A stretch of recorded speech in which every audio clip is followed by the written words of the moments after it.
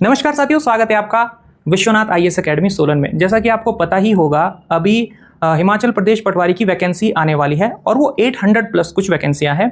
तो आज हम जो पेपर सॉल्व करेंगे, इसका मैथ्स सेक्शन पार्ट 1 आज हम सॉल्व करेंगे। ये पेपर है मैथ्स एनालिसिस 2019, जो लास्ट टाइम पटवारी का पेपर हुआ था।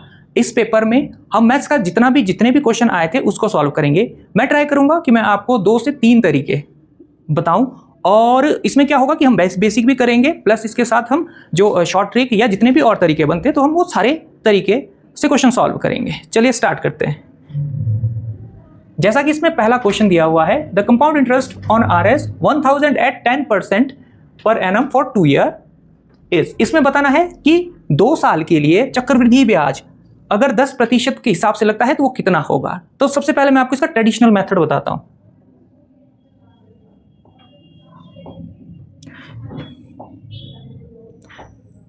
तो कंपाउंड इंटरेस्ट हम निकालते कैसे, यानी चक्रवृद्धि ब्याज। देखो, सबसे पहले मैं चक्रवृद्धि मिश्रधन की बात करूंगा, यानी टोटल अमाउंट की बात करूंगा। जो हमारा अमाउंट होता है, अमाउंट इक्वल टू होता है प्रिंसिपल प्लस इंटरेस्ट के। प्रिंसिपल प्लस इंटरेस्ट के होता है। देखो, अब अमाउंट का फॉर्मूला क्या होता है, इसका फॉर्मूला होता है अमाउंट मतलब मिश्रधन, इसका फॉर्मूला होता है, इसको मैं हिंदी में भी लिख रहा हूं,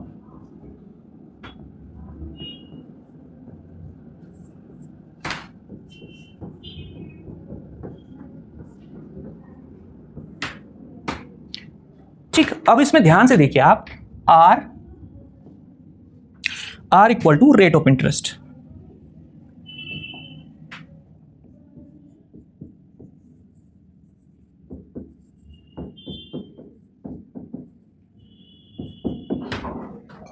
INTEREST, सॉरी EST आना था इसमें।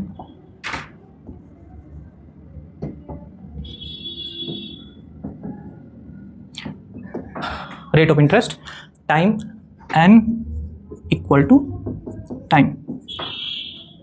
अब आप इसमें देखो P क्या होता है हमारा, P होता है प्रिंसिपल।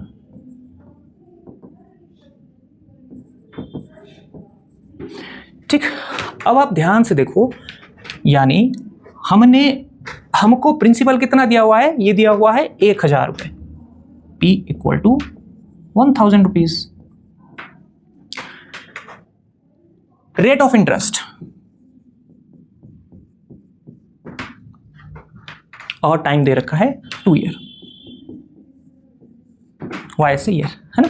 यानी अब ध्यान से देखो, हिंदी में मूलधन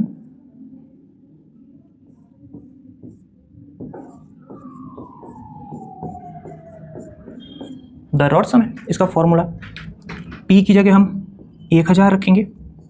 1 प्लस R कितना दिया हुआ है हमको, R दिया हुआ है हमको 10%, रेट ऑफ इंटरेस्ट 10%।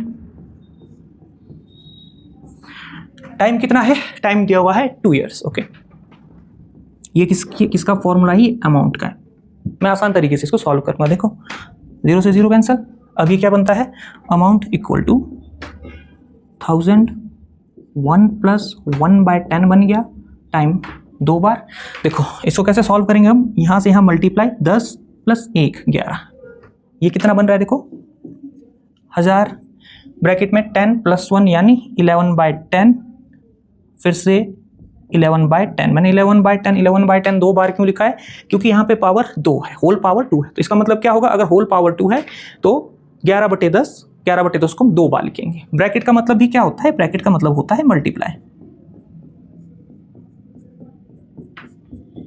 0 से 0 कैंसिल। 11 गुना 11 121, 121 मल्टीप्लाई बाय 10, तो आपका क्या हो जाएगा, ये 1210 रुपीज। यानी टोटल अमाउंट कितना बन रहा है, 1210। ठीक, ये आपका टोटल अमाउंट बन रहा है। अब अगर टोटल अमाउंट देखो, टोटल अमाउंट आपका 1210 बन रहा है, तो इसका मतलब आपका क्या निकालना है, इंटरेस्ट निकालना है। तो इंटरेस्ट क्या होगा, इंटरेस्ट क्या होगा, देखो इंटरेस्ट होगा अमाउंट माइनस प्रिंसिपल। ये इस साइड आएगा, ये P इस साइड आएगा, प्रिंसिपल इस साइड आएगा, तो ये क्या हो जाएगा, माइनस हो जाएगा, माइनस P। ठीक, तो इंटरेस्ट क्या हो जाएगा, देखो अमाउंट कितना है, अमाउंट है 1210 माइनस प्रिंसिपल कितना है 1000, 1000, ठीक है। अब आप आगे देखिए 1210 में से अगर मैं 1000 घटाऊंगा तो मेरे पास आंसर कितना आ जाएगा, मेरे पास आ जाएगा 210 रुपीस। और यही चीज तो हमको निकालनी है। इसने क्या बोला हुआ कि the compound interest of R S this compound interest निकालना है 2 साल के लिए 1000 पर 10% पर एनम, 1 साल में 10% के हिसाब से ब्याज लग रही। तो हमारा आंसर कितना आ रहा है, इंटरेस्ट आ रहा है हमारा compound interest, CI compound interest आ रहा है 210। अब देखो ऑप्शन, ये तो अमाउंट हो गया, ये अमाउंट हो गया, ठीक है, लेकिन उसने क्या पूछा हुआ, उसने पूछा हुआ इंटरेस्ट, ठीक है, कंपाउंड इंटरेस्ट। तो आंसर हमारा हो जाएगा ऑप्शन बी, यानी 210, 210। इसको करने का दूसरा तरीका मैं आपको बताता हूं, आपने हर एक तरीके को ध्यान से देखना है।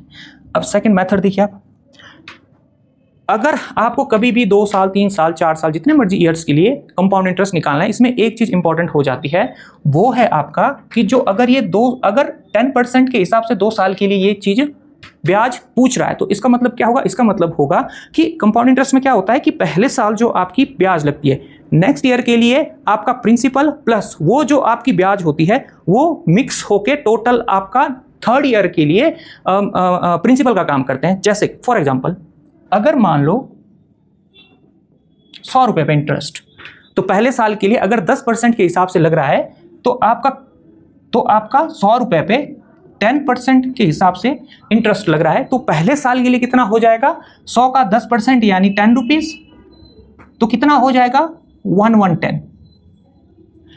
आपका टोटल अमाउंट कितना बनेगा 1110। लेकिन अगर बात हम सेकंड ईयर की करें, अब ये पहले साल की बात कर रहे हैं हम पहले साल की 1 साल की बात करें, लेकिन अगर मैं नेक्स्ट ईयर की बात करूंगा, दूसरे साल की सेकंड ईयर की बात करूंगा, तो उस केस में क्या हो जाता है, जो आपका प्रिंसिपल होगा वो ये वाला अमाउंट नहीं बनेगा, प्रिंसिपल आपका ये वाला अमाउंट बनेगा। कंपाउंड इंटरेस्ट में ब्याज अब 110 रुपए पे लगेगी, ठीक है, 110 रुपए पे सेकेंड ईयर के लिए कितनी लगेगी, 10% के हिसाब से कितनी हो जाएगी, 10% के हिसाब से अगर मैं 110 का 10% निकालता हूं तो वो क्या हो जाएगा 11 रुपए, ठीक है, 110 का 11 रुपए हो जाएगा। तो इसका मतलब कितना हो जाएगा, ये इसमें 11 ऐड करेंगे तो 121 रुपए, ठीक है। अगर 2 साल के लिए कंपाउंड इंटरेस्ट निकालना है तो जो आपका सेकेंड ईयर के लिए अमाउंट बनता है, वो जो आपका सेकंड ईयर का कंपाउंड बनता है 1 साल बाद, वो अगले साल के लिए क्या हो जाता है, प्रिंसिपल बनता है, और प्रिंसिपल मतलब उसके ऊपर ब्याज लगती है, तो आपका टोटल मिला के कंपाउंड इंटरेस्ट काफी हाई रेट ऑफ इंटरेस्ट पे करता है ना।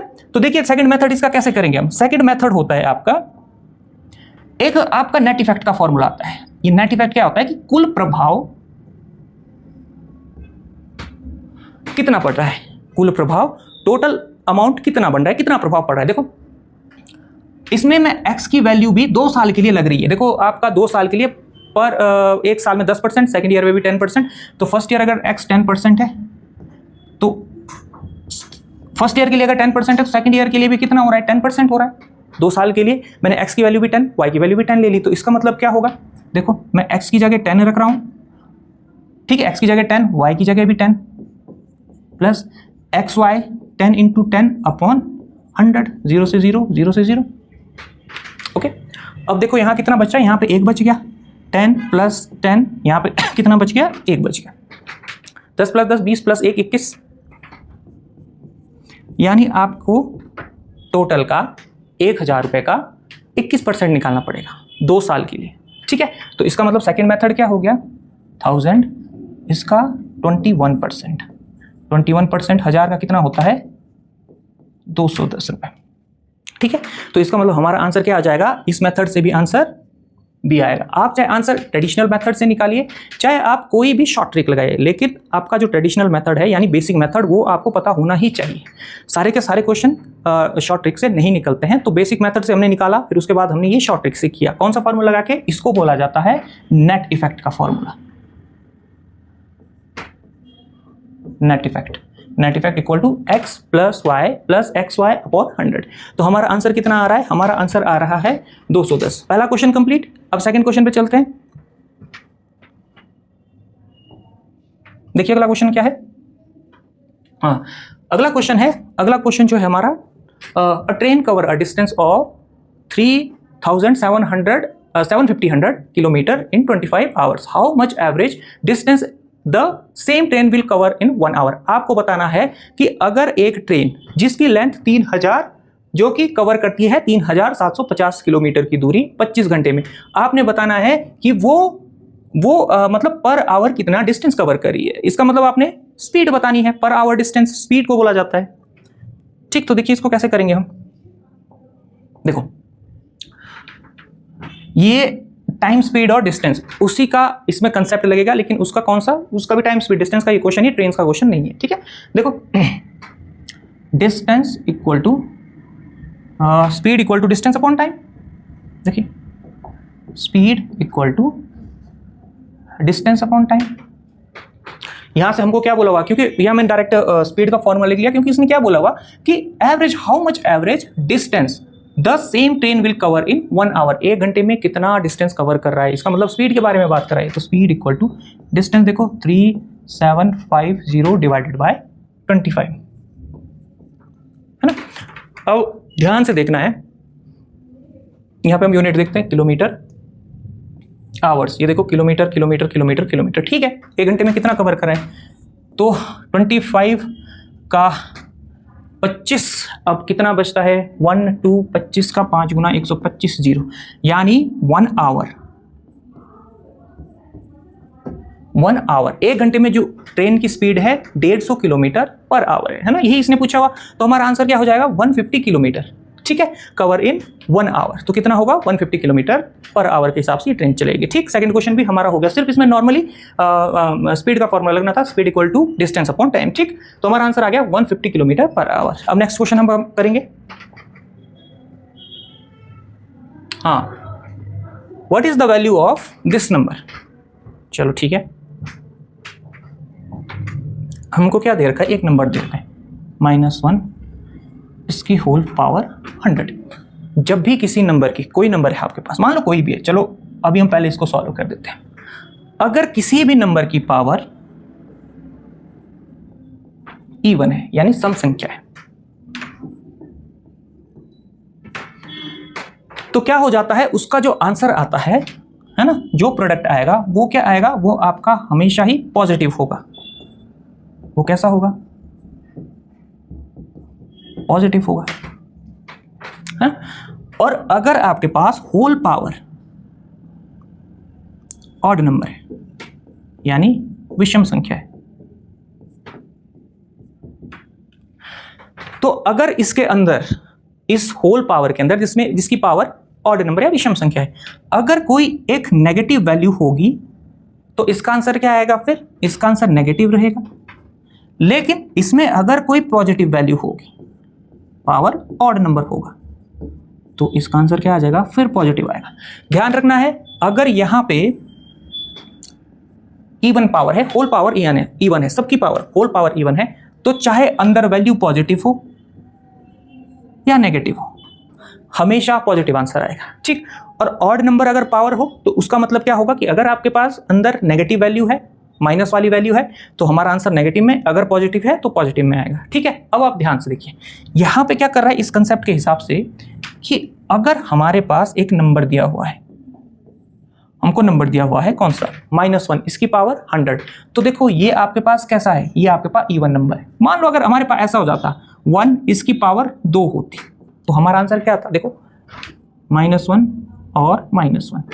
ठीक, 2 बार हम इसको मल्टीप्लाई करते हैं, और अगर ये 2 बार मल्टीप्लाई हो रहा है तो इसका जो टोटल आंसर आता वो क्या आता, 1 आता, पॉजिटिव में आंसर आता है। ये कैसा है आपका, इवन नंबर है, सम संख्या है। लेकिन अगर यहीं पे विषम संख्या होती, एक को जितनी मर्जी बार मल्टीप्लाई करो वो एक ही रहता है। ठीक, अब देखो एक को अगर मैं 3 बार मल्टीप्लाई करूंगा,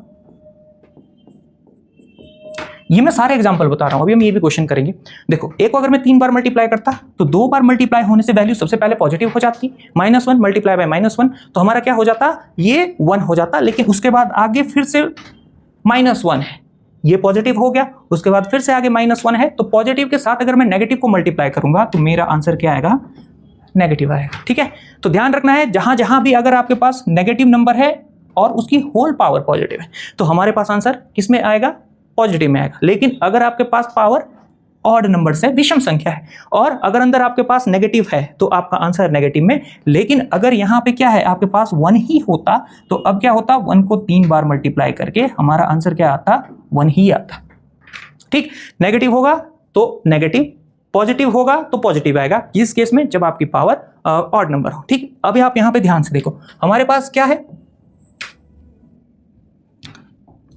हमारे पास क्या है, पावर इवन नंबर है, सम संख्या है, तो एक को चाहे मैं 100 बार 200 बार, पावर इवन है, मल्टीप्लाई करूंगा तो हमारा आंसर क्या आएगा, हमेशा पॉजिटिव ही आएगा, हमारा आंसर कितना आएगा, 1 आएगा, ठीक है। लेकिन अगर यहीं पे ये होता, ऑड होता, तो हमारा आंसर -1 आता, ठीक है। तो हमको क्या बोला हुआ, उसने ये चीज बोला हुआ, power positive, power even number, तो हमारा आंसर क्या आएगा, 1 आ जाएगा, ऑप्शन बी हमारा आंसर है, ठीक है। मैंने थोड़ा सा कंसेप्ट थोड़ा एक्सप्लेन कर दिया है। चलिए अगले क्वेश्चन पे चलते हैं। अगला क्वेश्चन क्या है इसमें, हाँ, Arjun is twice as old as Shreya, ये वाला क्वेश्चन आ रहा है। ये क्वेश्चन है एज से, जिसको हिंदी में आपकी आयु वाले चैप्टर से, ठीक है। देखिए आगे देखिए, जो आपकी एज है इसमें 3 चीजें मेन होती है, कौन कौन से, पास्ट, प्रेजेंट और फ्यूचर, ठीक है। हम उसी हिसाब से, आपको जो वाला जो मेथड ठीक लगे आपने उससे करना है, ठीक है। तो मैं थोड़ा सा इसको उसी मेथड से करता हूं, सबसे पहले पास्ट, फिर प्रेजेंट, फिर फ्यूचर, ठीक है। देखिए 2 पर्सन है, एक है अर्जुन, सेकंड श्रेया।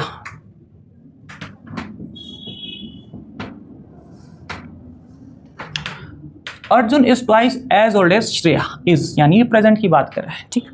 यानी अगर श्रेया की एज x है तो अर्जुन की क्या हो जाएगी, 2x हो जाएगी, डबल हो जाएगी। 5 ईयर एगो, 5 साल पहले, तो इसका मतलब 5 साल अगर पहले करेंगे हम, तो दोनों को 5 साल पहले करेंगे। 5 year ago, his as, his मतलब अर्जुन, अर्जुन की age 3 times Shreya age, Arjun की एज 3 टाइम्स थी श्रेया की एज, ओके। 5 साल पहले क्या हुआ था, अर्जुन की age 5 year ago, his age was 3 times of Shreya age, Arjun की एज श्रेया की एज की 3 टाइम्स थी। अगर 3 टाइम्स इसकी एज 3 टाइम्स थी, ये अर्जुन है, ये अर्जुन, अगर अर्जुन की एज 3 टाइम्स थी तो इसका मतलब हम 3 कहाँ लिखेंगे, श्रेया के साथ, क्योंकि हमने बीच में क्या किया हुआ, इसको इक्वेट किया हुआ, इक्वल किया हुआ, ठीक। देखो एक कॉमन एग्जांपल ले लेते हैं, मान लो यहाँ पे आपके पास कोई चीज ज्यादा है, तो उसको इक्वल करने के लिए हम क्या करते हैं, उसके दूसरी साइड है ना, जितना ज्यादा है उतना ही हम उसके दूसरी साइड इक्वल करने के लिए या वेट रख देते हैं, कुछ भी आप मान लो, है ना, ठीक है। तो हमने क्या कर लिया कि यहाँ पे इसको इक्वेट करने के लिए 3 को x - 5 के साथ मल्टीप्लाई कर दिया। अब ये दोनों इक्वेट हो गए, इक्वल हो गए। अब देखो 2x - 5 इक्वल टू 3x - 15, ये अंदर मल्टीप्लाई हो गया। x एक साइड, मैं x इस साइड ले जाता हूँ, राइट हैंड साइड, 5 ये इधर आएगा,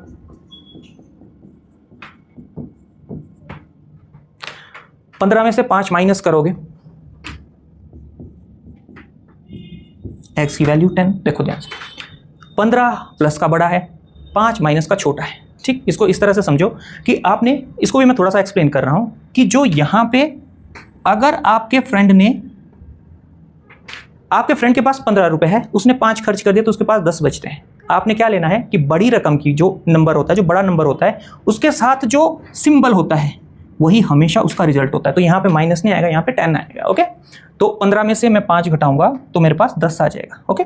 तो x इक्वल टू 10, x किसको माना था, श्रेया को माना था, तो इसकी एज कितनी आ रही है 10, और इसकी एज इसकी डबल हो जाएगी, 20 ईयर हो जाएगी, यानी श्रेया 10 और अर्जुन 20 साल के हो जाएंगे। ऑप्शन ए हमारा सही आंसर है। देखो यहाँ पे 20,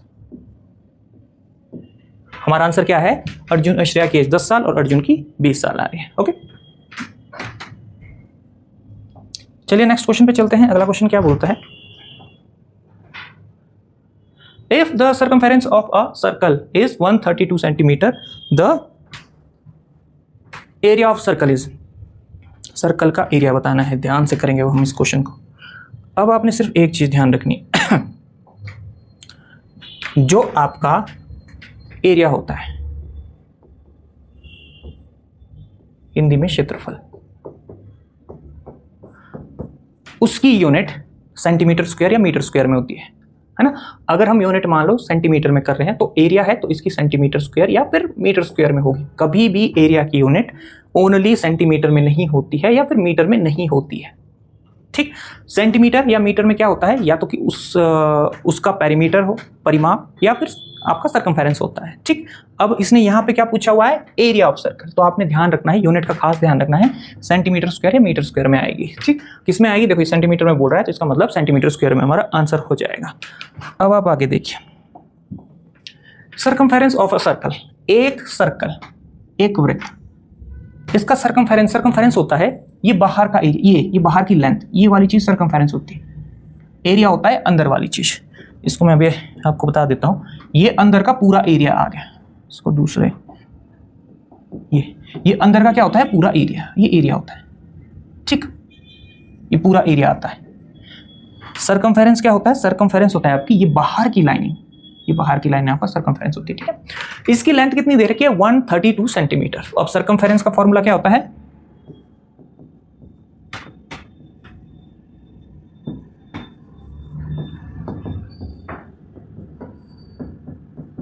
टू पाई आर। इसको बोला जाता है, हिंदी में बोला जाता है इसको परिधि, सर्कमफेरेंस को परिधि।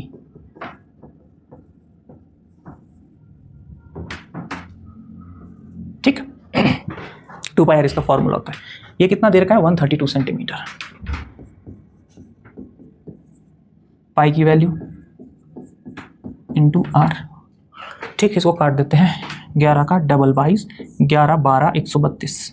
ठीक, तो 2 से 6 करेंगे, 6 दूनी 12, 2 से करेंगे 3 दूनी 6, यानी 3r/7। यहाँ से r की वैल्यू कितनी आ जाएगी, r की वैल्यू कितनी आ जाएगी यहाँ से 21 सेंटीमीटर। तो r इक्वल टू 21 सेंटीमीटर। अब आप नेक्स्ट देखो, हमको पूछा क्या है, find the area of circle. अब area of circle is equal to,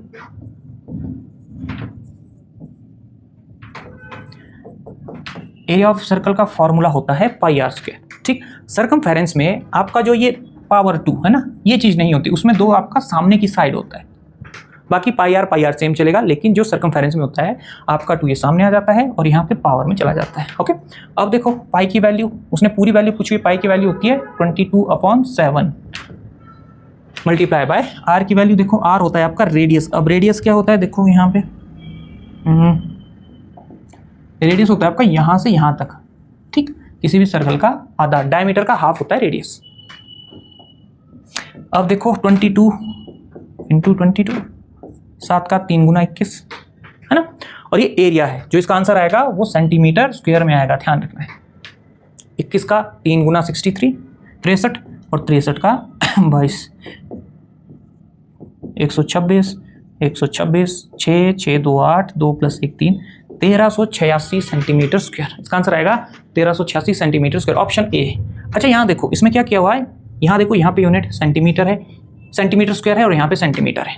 तो आपने कंफ्यूज नहीं होना, इसमें आंसर क्या आएगा। देखो इसने एरिया पूछा हुआ है, तो एरिया के लिए मैंने आपको क्या बोला था कि जो एरिया होता है इसकी यूनिट हमेशा उसमें पावर 2 होती ही होती है, चाहे वो सेंटीमीटर स्क्वायर में हो चाहे वो मीटर स्क्वायर में हो। ठीक, तो यहाँ पे आपका ऑप्शन भी नहीं आएगा, क्यों, क्योंकि इसकी यूनिट क्या है, ओनली सेंटीमीटर, और एरिया पूछा गया है, तो हमारा आंसर आ जाएगा ऑप्शन ए, यानी 1386 सेंटीमीटर स्क्वायर। ओके, चलो आगे चलते हैं। हाँ, अब बोला गया है हमको, एक नंबर दिया गया, ये बड़ा सा नंबर दिया गया, is divided by 567, then the quotient will be. आपको भागफल पूछा गया है। अब भागफल कैसे निकालेंगे, देखिए ध्यान से, इसको भाग देना है 5 6 7 5 6 7 5 6 7, इसको 5 6 7 से डिवाइड करना है। ठीक, तो सबसे पहले मैंने देखा यहाँ पे क्या है, 5, हर जगह यहाँ पे 5 6 7 5 6 7 5 6 7 ये चीजें दी हुई है। ओके, अब आप आगे देखिए, मैं 561 का 1 गुना 1 टाइम्स कितना होगा, 567 होगा। ये कैंसिल हो जाएगा, ये तो कैंसिल हो गया, तो यहाँ पे 0 आ गया। अब यहाँ पे मेरे को क्या करना पड़ा, यहाँ से 5 उतारना पड़ा, फिर मेरे को 5 छोटा पड़ गया, 567 बड़ा होता है। अब देखो मेरे को 6 अभी भी छोटा है नंबर। अब देखो अब 7। आपने सिर्फ एक चीज़ का ध्यान रखना है, जब भी हम 2 या 2 से ज़्यादा नंबर उतारते हैं, 2 या 2 से ज़्यादा ऊपर से डायरेक्टली उतारते हैं, देखो पहले 5 उतारा हमने, छोटा पड़ गया, फिर हमने 6 उतारा, जैसे ही हमने ये वाला 6 उतारा तो जब ऊपर से 2 नंबर डायरेक्टली उतरते हैं तो 1 0 लगती है। ठीक। और जैसे ही मैंने तीसरा नंबर भी नीचे उतारा, तीसरा डिजिट भी नीचे, नंबर नहीं सॉरी डिजिट भी उतारा, तो वहां पे क्या लगेगा, वहां पे ऊपर से फिर से 0 लग जाएगी।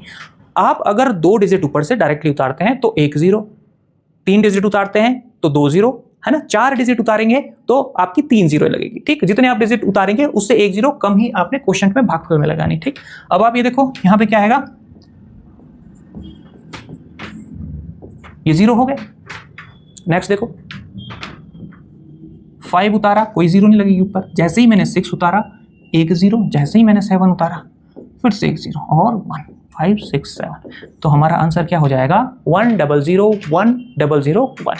सिर्फ इस वाले कंसेप्ट का ध्यान रखना था। ऊपर से अगर मैं एक नंबर उतार रहा हूं कोई 0 नहीं लगेगी, एक डिजिट उतार रहा हूं कोई 0 नहीं, दूसरा डिजिट जैसे ही उतारूंगा 1 0, तीसरा डिजिट जैसे ही उतारूंगा तो 1 0। ठीक, जितने डिजिट उससे एक कम 0 लगती है क्वेश्चन में। ठीक है, तो हमारा आंसर आएगा 1 0 0 1 0 0 1 1 0 0 1 0 0 1। ऑप्शन सी हमारा आंसर हो जाएगा। ठीक है, ये पेपर इतना मुश्किल नहीं आया था, पेपर इजी था, लेकिन अगर पेपर इजी होता है तो उसकी कट ऑफ भी उस हिसाब से ही डिसाइड होती है। ओके, देखिए नेक्स्ट क्वेश्चन। हाँ, इसमें क्या बोला हुआ है, इसकी whole power 3/4 7 whole power 7 multiply by 4/3 की होल पावर 7। ठीक, अब देखो इसमें क्या आएगा, ऊपर भी 3 7 बार आएगा, नीचे भी 3 7 बार आएगा, इस साइड भी 4 7 बार, ऊपर भी 4 7 बार, मतलब ये कट जाएगा और इसका आंसर 1 आ जाएगा। ठीक, लेकिन हम इसको पूरा सॉल्व करेंगे। सबसे पहले मैं ये वाली वैल्यू खोल देता हूं। देखो 3 की पावर 7, 3 को 7 बार मल्टीप्लाई करना, 1 2 3 4 5 6 और 7, 1 2 3 4 5 6 7। अब देखो 4 को देखो, 1 इसको भी 7 बार। ठीक, ये वैसे भी कट जाएगा, यहाँ पे 4 7 बार है, यहाँ भी 4 7 बार है, ऊपर से नीचे कट जाएगा, यहाँ भी ऊपर से नीचे कट जाएगा, लेकिन हम इसको पूरा खोल के लिख रहे हैं। मल्टीप्लाई बाय देखो 4 7 बार, 2 3 4 5 6 और 7। इसी तरह से 3 भी, 1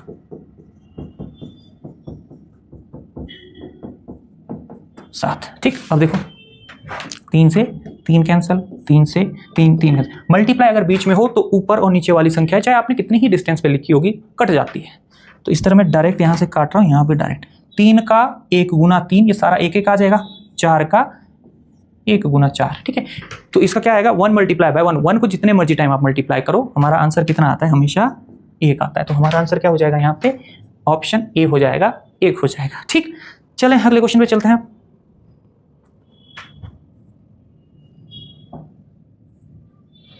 हाँ, इफ रेडियस ऑफ स्फेयर, अच्छा स्फेयर क्या होता है, स्फेयर होता है जैसे बलून होता है आपका, है ना, फुलाया हुआ बलून होता है, या फिर जैसे बास्केटबॉल हो गया या फिर फुटबॉल हो गया, उसको स्फेयर बोला जाता है ना। तो if radius of sphere is 2d/3 the volume is, अच्छा वॉल्यूम निकालना है इसका, वॉल्यूम ऑफ स्फेयर,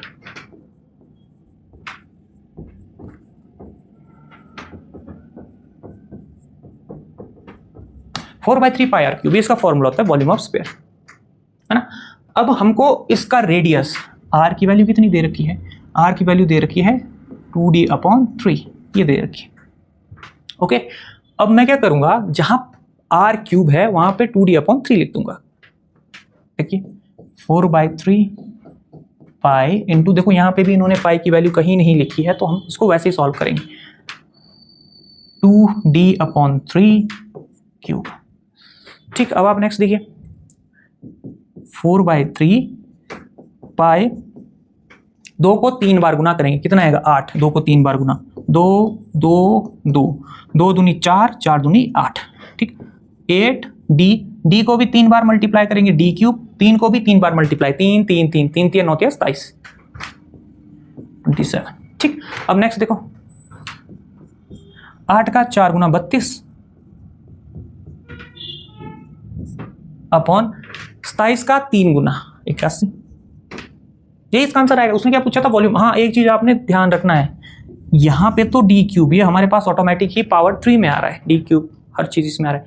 जो आपका वॉल्यूम है, अगर वो मान लो नंबर में आता है, जैसे अभी सेंटीमीटर स्क्वायर में पीछे क्वेश्चन था, वहां पे सेंटीमीटर में भी दिया था, सेंटीमीटर स्क्वायर में भी दिया था, एरिया की बात कर रहा हूं मैं, एरिया या क्षेत्रफल, ये सेंटीमीटर स्क्वायर या फिर मीटर स्क्वायर में आता है। लेकिन जो आपका वॉल्यूम या हिंदी में आयतन बोलते हैं, इसका ध्यान रखना है। ये सेंटीमीटर क्यूब या फिर मीटर क्यूब में आता है ना। एरिया सेंटीमीटर स्क्वायर और वॉल्यूम आयतन सेंटीमीटर क्यूब में आता है। तो 32/81 पाई डी क्यूब, ये हमारा आंसर है। देखिए option 32/81 pi D, option A हमारा आंसर हो जाएगा। ठीक, तो चलिए अब नेक्स्ट क्वेश्चन पे चलते हैं।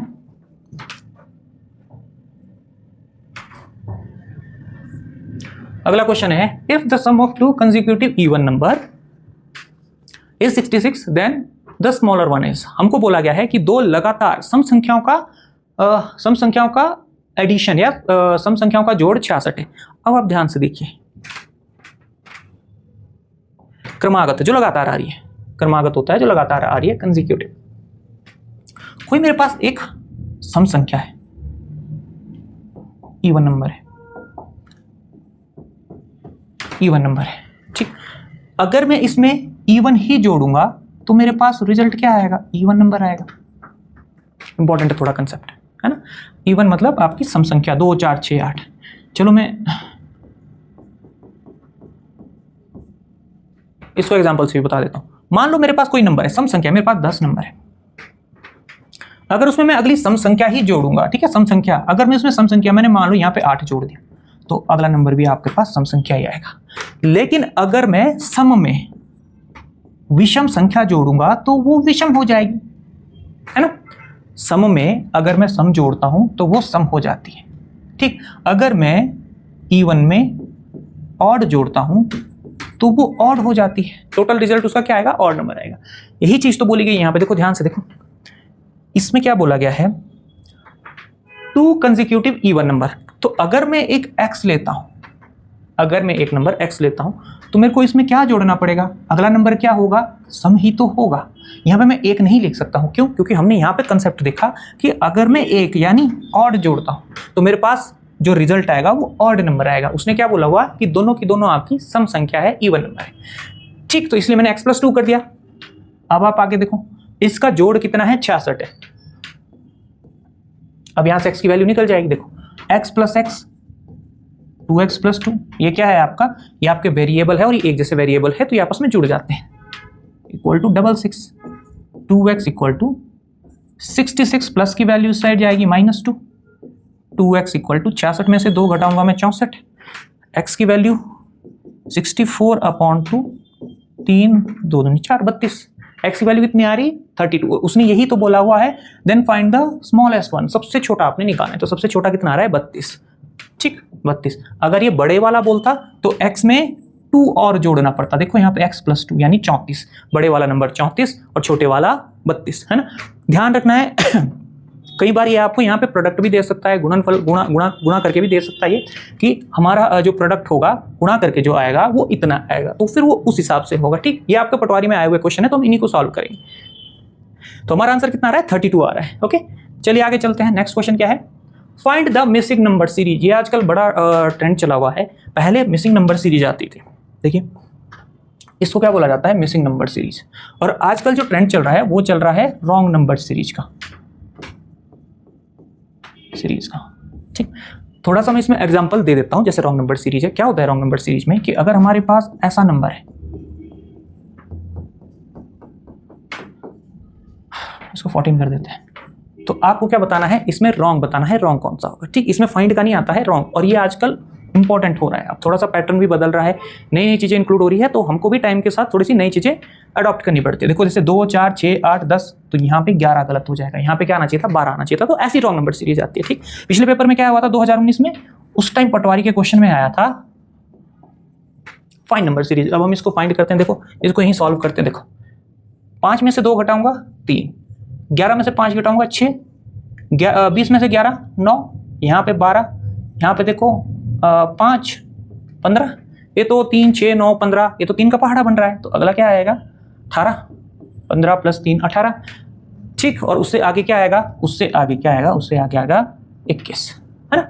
तो अब मैं 47 में जो अगर मैं 18 जोड़ूंगा तो हमारा आंसर हो जाएगा। तो इसमें ऐड करो 8 + 6 5 और 6 65। हमारा आंसर कितना हो जाएगा? 65। 47 + 18 कितना होता है? 65। तो हमारा आंसर हो जाएगा ऑप्शन बी हमारा आंसर हो जाएगा। ठीक है, ध्यान रखना है दोनों चीजें अब पेपर में आ रही है, रॉन्ग नंबर सीरीज भी आ रही है और फाइंड वाली सीरीज भी आ रही है। ठीक है, फाइंड वाली थोड़ी सी कम हो गई है क्योंकि ये पेपर 2019 में लास्ट टाइम आया था, तो मे भी पॉसिबिलिटी है कि अब थोड़ा सा पेपर थोड़ा डिफिकल्ट हो जाए, है ना। देखिए, Mohan purchased a car of RS 8,000 and sold it after 1 year at the loss of 25%। और इसमें क्या बताना है, find the selling price, SP बताना है इसमें। देखो, CP कॉस्ट प्राइस कितना है 8,000, यानी हिंदी में क्रय मूल्य, क्रय मूल्य CP कॉस्ट प्राइस कितना है 8,000 and sold it after 1 year, 1 साल बाद उसने बेच दी चीज, वो जो भी चीज कार उसने परचेज करती वो बेच दी, और कितने में बेची, 25% के लॉस पे बेची। ठीक, 25% के लॉस पे अगर वो बेच रहा है तो 8,000 पे अगर वो 25% का घाटा खा रहा है। ठीक, 25% कितना होता है आपका, 25% होता है 25/100, में पूरा बेसिक बता रहा हूँ, 25 चौका 100, यानी 1/4, उसको 1/4 घाटा हुआ। ठीक, 8,000 का 1/4, देखिए 4 का डबल 8, यानी वो 2,000 रुपये कम पे बेच रहा है। तो अगर उसने 8,000 की चीज ली थी और उसके 2,000 कम पे बेच रहा है तो कितने की बेच रहा होगा, 6,000 की बेच रहा होगा। तो यही तो पूछा गया है उसमें कि सेलिंग प्राइस कार का अब कितना है, 6,000 है। ठीक बात, अब आप आगे देखियो, इसको हम बहुत सारी चीजों से कर सकते हैं। देखो यहाँ देखो, आपको इसमें बताया गया है कि 25% का उसको लॉस हो रहा है। अगर उसको 25% का लॉस हो रहा है, 25% मैंने कितना बताया था अभी, 3/4, सॉरी 3 नहीं 1/4, 1/4, ओके 1/4। इसका मतलब अगर उसने 4 भाग की चीज खरीदी तो उसमें 1 भाग अब उसमें कम हो गया, 1 पार्ट जो उसका होता है वो कम हो गया है ना। तो अगर 4 भाग की वैल्यू 8,000 है, ठीक है, 4 दूनी 8, ठीक है, तो अब वो कितना, 1 भाग कम होके कितना रहा, 3 भाग। ये उसका क्या है, ये उसका CP है, ये SP है। CP होता है क्रय मूल्य, SP होता है विक्रय मूल्य। विक्रय मूल्य देखो कितना हो जाएगा, अगर 2,000 आपने यहां मल्टीप्लाई किया है तो यहां पे भी 2,000 मल्टीप्लाई करो, है ना। 2,000 का 3 गुना 2 तिया 6,000। तो यही तो पूछा हुआ है उसका SP कितना, और भी इसको करने के बहुत तरीके हैं। ठीक है, तो हमारा आंसर यहाँ पे कितना आ जाएगा, 6,000 आ जाएगा। अब आप नेक्स्ट देखो, नेक्स्ट क्वेश्चन क्या है, द वैल्यू ऑफ, ये वाला नंबर देखो यहाँ पे ध्यान से देखो, हर एक आंसर हमारा पॉइंट में है, 5.1551 ऐसे करके पॉइंट में है सारे आंसर। ठीक है, तो अगर हमको एक 5 दे रखा है, ठीक, दूसरा 1/100 दे रखा है, नेक्स्ट 5/1000, अगला 51/10,000 दे रखा है। तो इसमें एक चीज आपने ध्यान रखनी, जब भी आपके पास ऐसी वैल्यू आती है ना जिसमें बटे में 10 हो, 100 हो, 1000 अपॉन में, उस केस में हम क्या करते हैं कि सबसे पहले ही आपने ऑप्शन देखा कि सारे के सारे पॉइंट में है। तो अगर मैं 1/10 को, मान 1/10 एक नंबर है, इसको मैं पॉइंट में लिखना चाहता हूं तो क्या होगा, देखो तो हम क्या करेंगे, जितनी अपॉन में डिनोमिनेटर में हर में 0 होती है उतना हम क्या करते हैं, उतना ऊपरली साइड उतने डिजिट छोड़ के, उतने अंक छोड़ के दशमलव लगाते हैं। कैसे, ध्यान से देखिए आप, यहां पे एक 0 है तो ऊपर में क्या करूंगा, मैं ऊपर क्या करूंगा, एक डैश बना दूंगा, एक 0 है एक डैश। ठीक है, अब मैं यहां पे क्या कर दूंगा, यहां पे मैं डेसिमल, जितनी 0 उतने डैश और फिर डेसिमल, सिंपल सा तरीका है। अब देखो एक 0 है तो एक डैश बनाया, यहां पे डेसिमल लगा दिया और इसके साथ ये वाला नंबर आपको यहां लिखना है। तो ये क्या बन गया हमारा, 0.1 हो गया, 0.1 हो गया। अब आप चाहे इस साइड 0 जितनी मर्जी लगाओ, इसको मैं 0.1 भी लिख सकता हूं, कोई फर्क नहीं पड़ता है, या फिर 0 जितनी इस साइड, आप लेफ्ट साइड जितनी मर्जी 0 लगाओ। ठीक है, और डेसिमल के बाद क्या होता है, देखो जैसे 0.1 है, इसके बाद आप चाहे 1 के बाद भी राइट साइड में अगर आप खाली 0 लगा रहे हैं तो उसका भी कोई इंपॉर्टेंस नहीं होती है। कब तक, जब तक कि इसमें बाद में कोई नॉन 0 नंबर ना लगे, तब तक चाहे जितनी मर्जी 0 लगा रहे हैं, लेफ्ट साइड राइट साइड कोई फर्क नहीं पड़ता। लेकिन 0 का कब इंपॉर्टेंस होती है, जब आपके बीच में कैसा, जब आपका लास्ट में क्या हो, नॉन 0 नंबर हो। ठीक है, अब यहां पे ध्यान से देखिए, अब मैं सारे नंबरों को पॉइंट्स में चेंज करता हूं। देखिए पहला है 5, ठीक, दूसरा है 1/100। मैंने क्या बोला था, बटे में जो नंबर होगा उसमें जितनी 0 होगी आपने क्या करना है, उतने डैश लगाने हैं। मैं सिंप्लीफाई तरीके से बता रहा हूं, 2 0 है, मैंने 2 डैश लगा दिया, है ना। अब देखो यहां पे क्या होगा कि 2 डैश के बाद मैंने यहां पे डेसिमल लगा दिया, ठीक, अब आपको ये वाला नंबर जो है 1, इसको यहाँ लिखना है, सबसे राइट साइड में लिखना है और यहाँ पे 0 लगानी है। अब इस 0 का इंपॉर्टेंस है, क्यों? क्योंकि लास्ट में नॉन जीरो डिजिट है। ठीक है, तो हमारे पास क्या हो गया ये 0.01। अब आप इस साइड 0 अपने उसके लिए सहूलियत के लिए यहाँ पे 0 लगा सकते हो, कोई फर्क नहीं पड़ता, लेफ्ट साइड में। दूसरा देखो 5/1000, देखिए इसको भी हम ऐसे करेंगे, 3 0 है निचली साइड, 3 डैश लगा दिया मैंने, 3 डैश, और 5 को मैं कहाँ लिख दिया यहाँ पे मैंने 5 लिख दिया, और बाकी 0 0 यहाँ पे डैश लिख दिया। ठीक है, तो इसका मतलब ये भी क्या हो गया 0.005 लिख सकते हैं आप, इधर आप 0 लगा सकते हैं, कोई फर्क नहीं पड़ता। नेक्स्ट देखो, नेक्स्ट क्या है 51/10,000। देखो 4 0 1 2 3 4।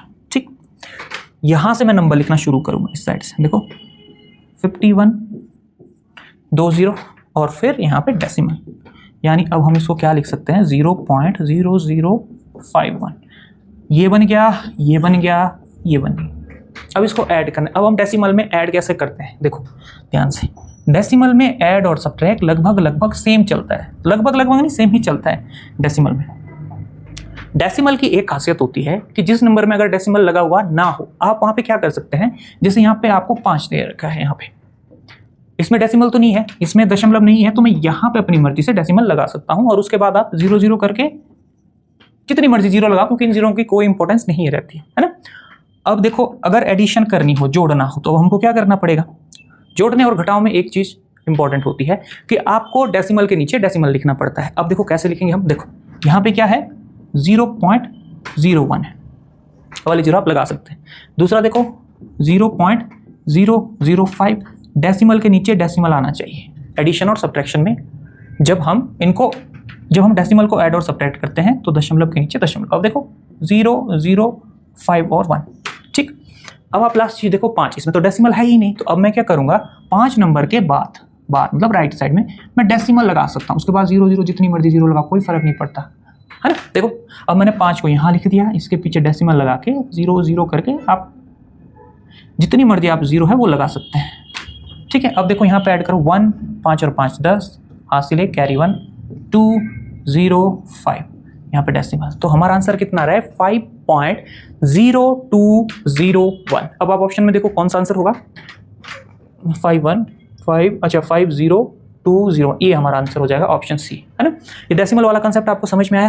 देखो अब आप नेक्स्ट देखिए, इसका आंसर आएगा ऑप्शन सी। ओके देखो